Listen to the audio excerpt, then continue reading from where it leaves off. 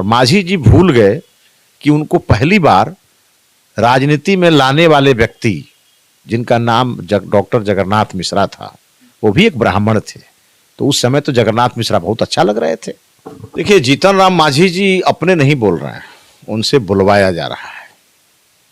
जो लोग बुलवा रहे हैं वो लोग इशू को डाइवर्ट करना चाहते हैं। अब तो हम लोग उसको तलाश करने में लगे हैं कि इनके पीछे कौन है, और देखिएगा चेहरे सामने आ जाएंगे। और थोड़ा इंतजार करिए जरा मकर संक्रांति का। ब्राह्मण तो सब काम सही समय पकड़ता है। मास खत्म होने के बाद मास खत्म होने दीजिए। उपेंद्र कुशवाहा उस समय सरकार में शामिल थे। जब पैकेज की घोषणा हुई थी ना, तो 5 साल मलाई खाए हैं बीजेपी की सत्ता में रह करके।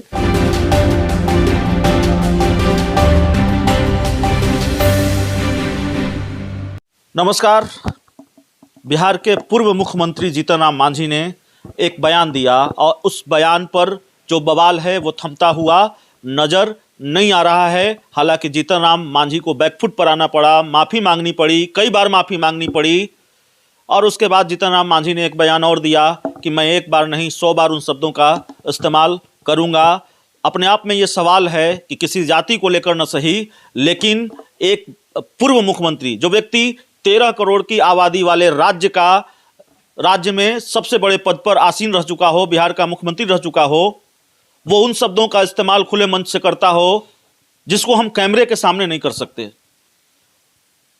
कोई सामान्य समझ रखने वाला व्यक्ति भी, सामान्य समझ रखने वाला बच्चा भी बता सकता है बहुत आसानी से कि वो गाली है और उसका इस्तेमाल नहीं किया जा सकता सार्वजनिक जगहों पर। जीतन राम मांझी की सोच, जीतन राम मांझी को मुबारक हो, लेकिन फिलहाल इसको लेकर जो सियासत हो रही है उस पर हम बात करेंगे। हमारे साथ बीजेपी के कद्दावर नेता, और कद्दावर इसलिए कि इनके पीछे जो तस्वीरें आप देख रहे हैं, कई बार व्यक्ति के पीछे की तस्वीरें भी व्यक्ति का कद बता देती हैं। तो मिथिलेश तिवारी जी हमारे साथ हैं, पार्टी के प्रदेश उपाध्यक्ष हैं। सर, सबसे पहले तो वक्त देने के लिए बहुत बहुत शुक्रिया। मैं जानता हूं आज काफ़ी व्यस्त रहे हैं आप। धन्यवाद आपको। सर, क्या चल रहा है? बिहार के पूर्व मुख्यमंत्री हैं और वो लगातार एक तरह से उन्होंने पहले गाली दी, फिर माफ़ी मांगी, और अब वो कहते हैं कि हम 100 बार बोलेंगे। देखिए, जीतन राम मांझी जी अपने नहीं बोल रहे हैं, उनसे बुलवाया जा रहा है। जो लोग बुलवा रहे हैं वो लोग इशू को डाइवर्ट करना चाहते हैं।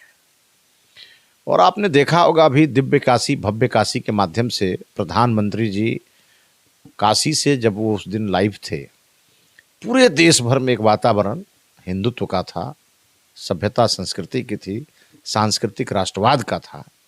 और ये बात कुछ लोगों को अच्छा नहीं लगा, क्योंकि बहुत सारे लोगों की राजनीति जाति की दुकान पर बिहार में चलती रही है।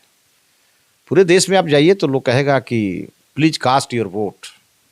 बिहार में आइएगा तो कहा जाएगा प्लीज वोट ऑन कास्ट। ये है बिहार। और मोदी जी के अभियान से ये टूटता हुआ नजर आ रहा था। ये कुछ लोगों को नागवार गुजर रहा है। वो पीछे से मांझी जी को मुखौटा बनाए हुए हैं। मांझी जी को जो उम्र है, उस उम्र पर भी मुझे तरस आती है कि मांझी जी को इस उम्र में ये सब बात बोलना नहीं चाहिए। लेकिन स्वाभाविक है, इस उम्र में जो बाएं दाएं लोग रहते हैं वो अपना खेल खेलते रहते हैं, और उनके पीछे जो शक्तियां काम कर रही है वो भारत को परम वैभव पर नहीं पहुंचने देना चाह रही हैं। और इस नाते यह विषय आया है। मैंने पहले भी अपनी राय व्यक्त की है, कतई ये बर्दाश्त नहीं किया जाएगा। इस वक्त हम मिथिलेश तिवारी से इंटरव्यू कर रहे हैं। मिथिलेश तिवारी बिहार की राजनीति के वो नाम बिना लाग लपेट बोलने के लिए जाने जाते हैं, इसलिए इशारों में आपसे सवाल नहीं होगा। इशारा जेडीयू की तरफ भी है। देखिए, मैंने इशारा कर दिया है, समझने वाले समझ रहे हैं कि मैं क्या इशारा कर रहा हूं। आप ये कह रहे हैं कि जेडीयू की, आरजेडी की, जीतन राम मांझी की जो राजनीति है वो जाति पर आधारित है, जाति उनकी राजनीतिक पूंजी है, और जो हिंदुत्व की रोशनाई है जो काशी में दिखा है, और बीजेपी जिस तरीके से अपने एजेंडे पर आगे बढ़ रही है, उससे खतरा महसूस हो रहा है जाति की राजनीति करने वाले आरजेडी को, जो दूसरे दल हैं, हिंदुस्तानी आवाम मोर्चा को, जेडीयू को। देखिए, मैंने पहले ही कहा है कि ब्राह्मण कोई जाति का नाम नहीं है, ब्राह्मण संस्कार का नाम है। ब्राह्मण वो है जिसने इस देश के सभ्यता, संस्कृति और धर्म की रक्षा की है। ब्राह्मण वो है जिसने चंद्रगुप्त पैदा किया है, और ब्राह्मण को माइनस करके आप समाज का आकार नहीं बना सकते हैं। वो तस्वीर आईना है जिसमें समाज अपना चेहरा देखता है। अज्ञानी ज्ञान पाता है, संस्कार विहीन व्यक्ति संस्कार पाता है, और ऐसे ही नहीं योग्य ब्राह्मणों को लोग पूजा करते हैं। माझी जी लगातार बोल रहे हैं, और माझी जी भूल गए कि उनको पहली बार राजनीति में लाने वाले व्यक्ति जिनका नाम डॉक्टर जगन्नाथ मिश्रा था, वो भी एक ब्राह्मण थे। तो उस समय तो जगन्नाथ मिश्रा बहुत अच्छा लग रहे थे। माझी जी शायद ये भी भूल गए कि जब वो मुख्यमंत्री बने थे तो नीतीश मिश्रा जैसे लोग उनको मुख्यमंत्री बनाने के लिए सबसे आगे थे, तब तो बहुत अच्छा थे। आज आखिर क्यों खराब हो गए?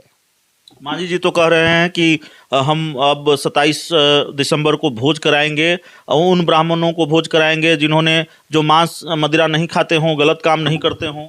अब तो यही बचा है ना, इतना गाली दे लिए लोगों को, और अब भोज पर बुलाएंगे। तो आज तो लोग गए थे उनके यहाँ भोजन करने के लिए, तो क्यों मना कर दिए? देखिए, वो राजनीति कर रहे हैं, उनकी राजनीति लोग समझ गया है। अब तो हम लोग उसको तलाश करने में लगे हैं कि इनके पीछे कौन है, और देखिएगा चेहरे सामने आ जाएंगे।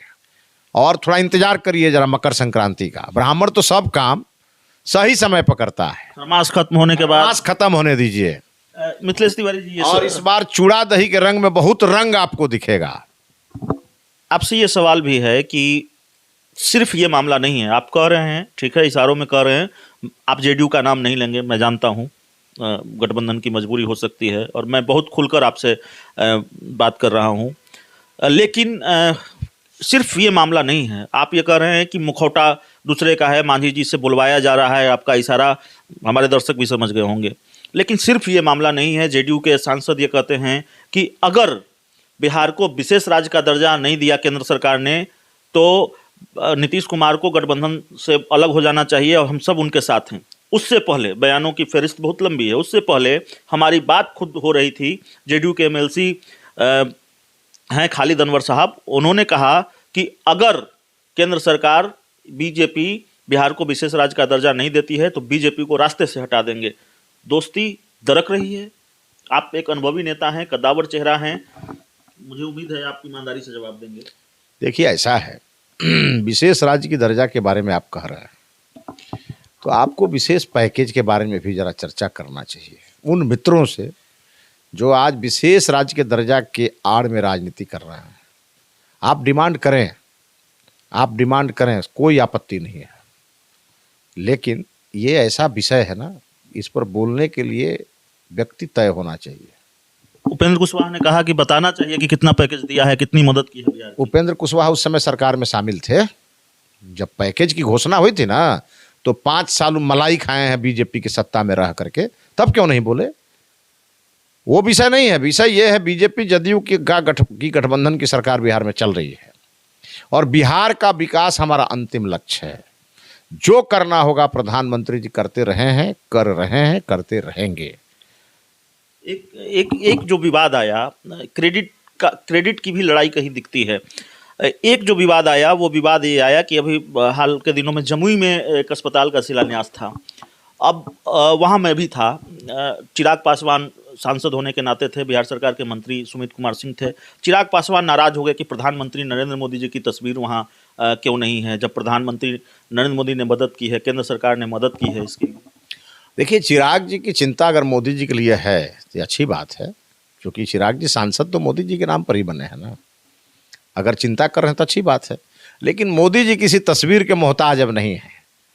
मोदी जी इस देश की तकदीर हैं, तस्वीर में मोदी जी को बांधने की जरूरत अब नहीं है।